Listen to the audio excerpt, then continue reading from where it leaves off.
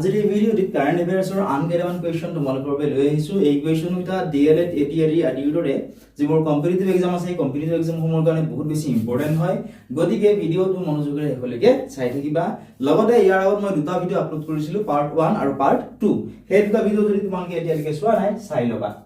Part 3 first কুৱেশ্যনটো চোৱা। কুৱেশ্যনটো আছে যে নিযুত বাবু আঁচনিৰ অধীনত স্নাতকোত্তৰ মহলাত পঢ়ি থকা ল'ৰাক মাহিলী কিমান টকা দিয়া হ'ব?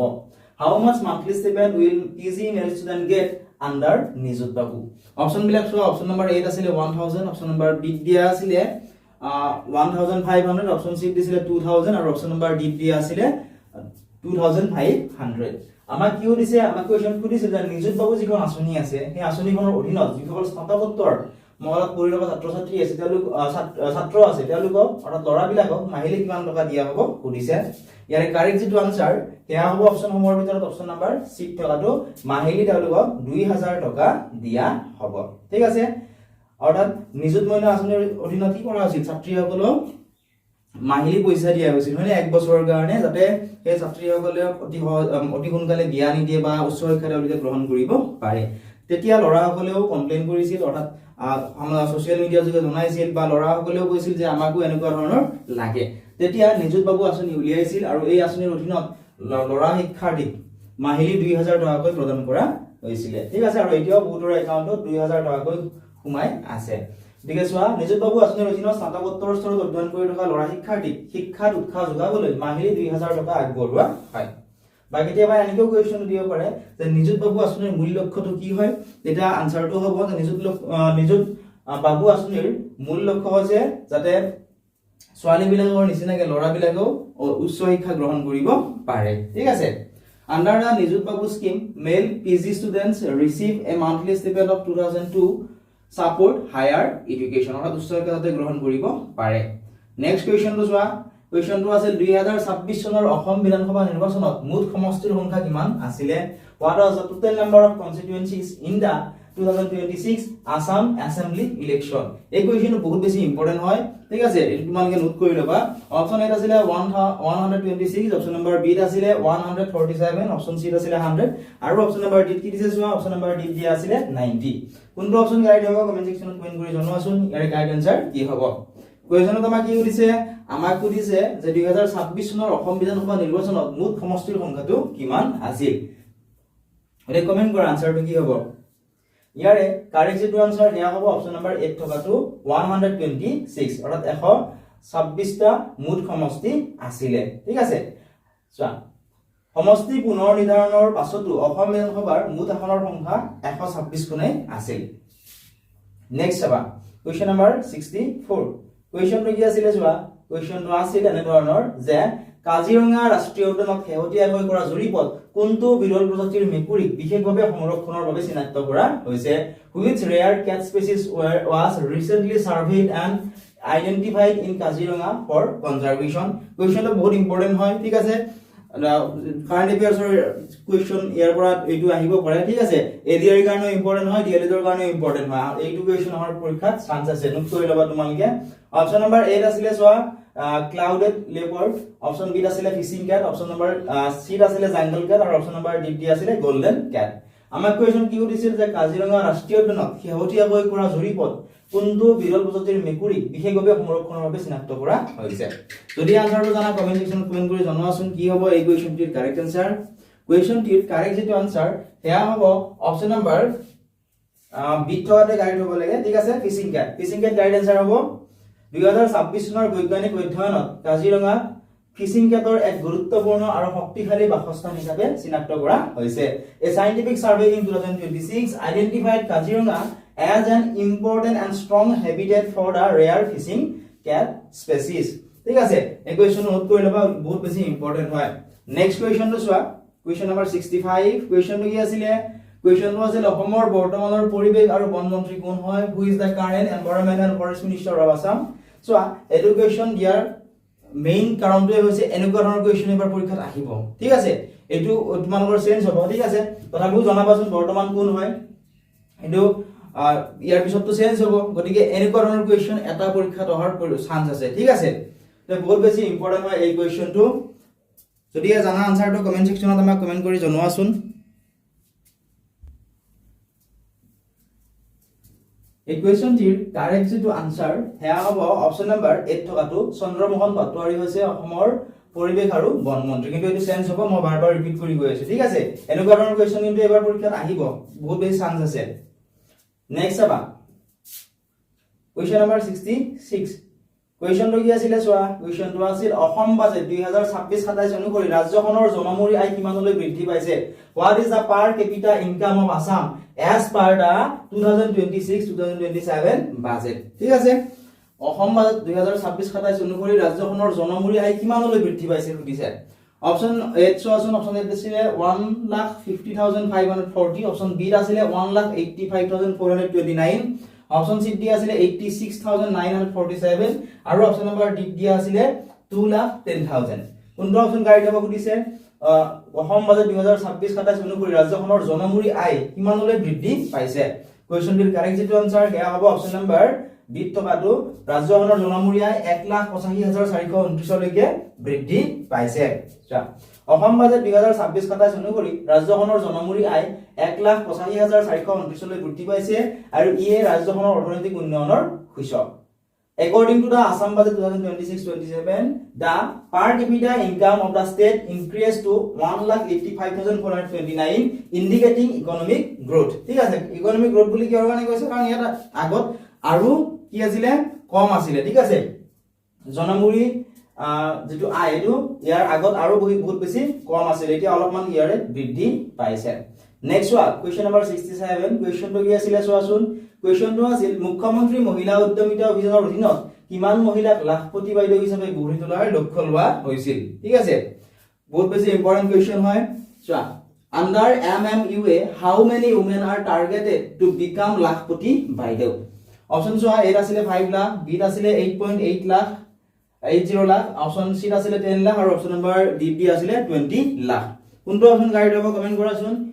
মুখ্যমন্ত্ৰী মহিলা উদ্যমিতা অভিযানৰ অধীনত কিমান মহিলাক লাখপতি বাইদেউ হিচাপে গঢ়ি তোলাৰ লক্ষ্য লোৱা হৈছে কুৱেশ্যনটিৰ কাৰেক্ট যেটো আনসাৰ হেয়া হ'ব অপচন নম্বৰ বি থকাটো 8.8 লাখ মহিলাক লাখপতি বাইদেউ হিচাপে গঢ়ি তোলাৰ লক্ষ্য লোৱা হৈছে ঠিক আছে চোৱা মুখ্যমন্ত্ৰী মহিলা উদ্যমিতা অভিযানৰ মূল যেটো লক্ষ্য এই মূল লক্ষ্য হৈছে 8.80 লাখ মহিলাক আৰ্থিকভাৱে স্বাৱলম্বী কৰি লাখপতি বাইদেউ হিচাপে গঢ়ি তোলা অৰ্থাৎ তেওঁলোকৰ যাতে আৰু বেছি তাৰ পৰা ইনকাম কৰিব পাৰে ঠিক আছে ইয়াৰ কাৰণে চৰকাৰে কি কৰিছিল কিছু পইচা তেওঁলোকক দিছিল ঠিক আছে যাতে সেই পইচাৰে বিজনেস কৰিব পাৰে আৰু বিজনেস কৰি তেওঁলোকে লাখপতি বাইদেউ হিচাপে নিজকে গঢ়ি তুলিব পাৰে ঠিক আছে অৰ্থাৎ নিজে স্বাৱলম্বী হ'ব পাৰে নেক্সট ওয়ান কোৱেশ্চন নম্বৰ 68 কোৱেশ্চনটো আছিল 2026 চনৰ শিল্পী সাধনা বঁটা কাক প্ৰদান কৰা হৈছে হু ৰিসিভ দা শিল্পী সাধনা এৱাৰ্ড 2026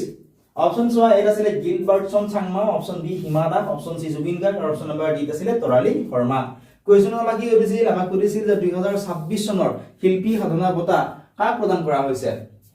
কুৱেশ্যনটোৰ কাৰেক্ট যেটো আনসাৰ হেয়া হ'ব অপচন নম্বৰ 8 থকাটো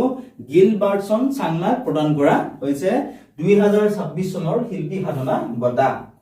ফুটবল জগতত গোল্ডেন বয় নামে খ্যাত গিলবাৰ্টসন চাংমাক ক্ৰীড়া আৰু সমাজ সেৱাৰ অৱদানৰ বাবে শিল্পী সাধনা বঁটা প্ৰদান কৰা হয় Gilbertson Sangma popularly known as the Golden Boy of Football received the Hilpi Khadana Award for his contribution to sports and social service ঠিক আছে আৰু এই গিলবাৰ্টসন চাংমাক মনত ফুটবল জগতত গোল্ডেন বয় নামেৰে তেওঁ খ্যাত ঠিক আছে কেতিয়াবা এনেকৈ কোৱেশ্চন দিব পাৰে যে গোল্ডেন বয় নামেৰে খ্যাত ব্যক্তিজনৰ নাম লিখা ঠিক আছে তেতিয়া কি লিখিব লাগিব গিলবাৰ্টসন চাংমা নেক্সট আবা আৰু কোৱেশ্চনত এনেকেও দিব ঠিক আছে ফুটবল জগতত গোল্ডেন বয় নামে খ্যাত ব্যক্তিজনৰ নাম লিখা নেক্সট কোৱেশ্চন তো চাবা কোৱেশ্চন নম্বৰ 69 কোৱেশ্চনটো কি আছিল কোৱেশ্চনটো আছিল যে অসমত বৰ্তমান কাৰ্যকৰী হৈ থকা অমৃত বৃক্ষ আন্দোলনৰ 2.0 ৰ মূল লক্ষ্য কি অমৃত বৃক্ষ আন্দোলন 2.0 ৰ মূল লক্ষ্যটো কি হয় সুধিছে অমৃত বৃক্ষ আন্দোলনৰ ৰিলেটেড কোৱেশ্চন প্ৰায় পৰীক্ষাত আহি থাকে What is the target of Amrit Brikha Andolan 2.0? Option চোৱা A আছিল 1 কোটি গছ ৰোপণ অপচন বি আছিল 3 কোটি গছ ৰোপণ অপচন সি আছিল 5 কোটি গছ ৰোপণ আৰু অপচন নম্বৰ ডি আছিল 10 কোটি গছ ৰোপণ গতিকে মানে কমেন্ট কৰা আনসাৰটো কি হ'ব ইয়াৰে কাৰেক্ট আনসাৰ কি হ'ব কমেন্ট সেকশনত কমেন্ট কৰি তোমালোকে জনোৱাচোন অসমত বৰ্তমান কাৰ্যকৰী হৈ থকা অমৃত বৃক্ষ আন্দোলন 2.0 ৰ মূল লক্ষ্যটো কি হয় ইয়াৰে কাৰেক্ট যেটো আনসাৰ হেয়া হ'ব অপচন নম্বৰ বি থকাটো 3 কোটি গছ ৰোপণ কৰাই হৈছে অমৃত বৃক্ষ আন্দোলন 2.2 ৰ মূল লক্ষ্য অমৃত বৃক্ষ আন্দোলন 2.2 ৰ অধীনত ৰাজ্যজুৰি 3 কোটি গছ ৰোপণৰ লক্ষ্য ধৰা হৈছে যাতে পৰিৱেশ সংৰক্ষণ আৰু সেউজীয়া আৱৰণ বৃদ্ধি পায় The target of অমৃত বৃক্ষ আন্দোলন 2.2 is to plant 3 crore sapling across Assam to improve green cover and environment conservation ঠিক আছে ইয়াৰ দ্বাৰা যাতে গোটেই অসমতে ঠিক আছে গোটেই অসমতে এই আঁচনিৰ অধীনত 3 কোটি গছ ৰোপণৰ লক্ষ্য নিৰ্ধাৰণ কৰা হৈছে যাতে পৰিৱেশ সংৰক্ষণ আৰু সেউজীয়া আৱৰণ বৃদ্ধি পায় নেক্সট কোৱেশ্চন তো এটা কোৱেশ্চন নম্বৰ 70 কোৱেশ্চন তো কি আছিল চোৱাচোন কোৱেশ্চন তো আছিল অসমৰ কোনখন ঠাইত ভাৰতৰ প্ৰথমটো দক্ষতা বিশ্ববিদ্যালয় নিৰ্মাণ কৰা হৈছে where is the india's first skill university being built in assam option জ এই মংগলদৈ বি গোৱালপাৰা সি নগাঁও আৰু অপচন নম্বৰ ডি দিয়া আছিল বৰপেটা কোনটো অপচন গাইড হ'ব কমেন্ট সেকশনত জনোৱাচোন কি সুধিছে আমাক কোৱেশ্চনটো আমাক সুধিছিল অসমৰ কোনখন ঠাইত ভাৰতৰ প্ৰথমটো দক্ষতা বিশ্ববিদ্যালয় নিৰ্মাণ কৰা হৈছে অৰ্থাৎ স্কিল ইউনিভাৰ্চিটি নিৰ্মাণ কৰা হৈছে কাৰেক্ট যেটো আনসাৰ হেয়া হ'ব অপচন নম্বৰ 8 থকাটো মংগলদৈত নিৰ্মাণ কৰি থকা হৈছে ঠিক আছে ভাৰতৰ প্ৰথমটো দক্ষতা বিশ্ববিদ্যালয় অসমৰ মংগলদৈত নিৰ্মাণ কৰা হৈছে ইয়াৰ এইখন নিৰ্মাণ কৰাৰ মূল কাৰণটো কি হয় এইখন নিৰ্মাণ কৰাৰ মূল কাৰণটো হৈছে দক্ষতা ভিত্তিক শিক্ষা আৰু প্ৰশিক্ষণ উন্নত কৰা India's first skill university is being developed in Mongoldoy, Assam to promote skill-based education and training. ঠিক আছে নেক্সট কোৱেশ্চন তো চাবা এতিয়া কোৱেশ্চন নম্বৰ 71 কোৱেশ্চন তো আছিল অসম চৰকাৰৰ অভিনন্দন আঁচনিৰ মূল উদ্দেশ্যটো কি হয় অসম চৰকাৰৰ যেটো অভিনন্দন আঁচনি আছে ইয়াৰ মূল উদ্দেশ্যটো কি হয় সুধিছে What is the objective of অভিনন্দন স্কিম অপচন এ আছিল ছাত্ৰীক সাইকেল দিয়া অপচন বি শিক্ষাৰ ৰাজসাহায্য অপচন নম্বৰ সি আছিল বৃদ্ধ পেঞ্চন আৰু অপচন নম্বৰ ডি ডি আছিল বিনামূলীয়া uniform The providing bicycles to girls হয় নেকি এটো নিশ্চয় নহয় অপচন বি দিছিল শিক্ষাৰ ৰাজসাহায্য এডুকেশন লোন সাবসিডি ওদে অভিনন্দন যেটো আঁচনি এই আঁচনিৰ মূল লক্ষ্যটো হৈছে শিক্ষা ঋণত ৰাজসাহায্য প্ৰদান কৰা ঠিক আছে এটো ইম্পৰ্টেন্ট কোৱেশ্চন হয় এই অভিনন্দন আঁচনিৰ যেটো মূল লক্ষ্য হয় শিক্ষাৰ্থীসকলক শিক্ষা ঋণৰ সুদৰ বোজা কমাবলৈ ৰাজসাহায্য প্ৰদান কৰা The Abhinandan scheme provides subsidy support on education loans to reduce the financial burden on students ঠিক আছে আৰু এই আঁচনিৰ সহায়তে বহুতো লৰা ছোৱালী উচ্চ শিক্ষা গ্ৰহণ কৰিবলৈ সক্ষম হৈছে ঠিক আছে next one question number 73 question তো কি আছিল চোৱাচোন কোৱেশ্চন তো আছিল অৰুণোদয় 3.2 আঁচনিৰ অধীনত প্ৰতি মাহে হিতাধিকাৰীক কিমান টকা দিয়া হ'ব How much monthly assistance will beneficiaries receive under Arunodaya 3.0 option A 1000 option B 1250 option C 1500 আৰু option number D দি আছিল 2000 যেহেতু সা Arunodaya 3.2 আঁচনিৰ অধীনত বুলি কৈছে কাৰেক্ট আনসাৰটো হ'ব 1250 কিন্তু এটা বস্তু তোমালোকে মনত ৰাখিবা যেহেতু ইলেকশনৰ পিছত অৰুণোদয়ৰ যেটো পইচা এটো বঢ়াই দিব বুলি কৈছিলে গতিকে তেতিয়া যদি বঢ়াই দিয়ে ইয়াৰে আনসাৰটো আমি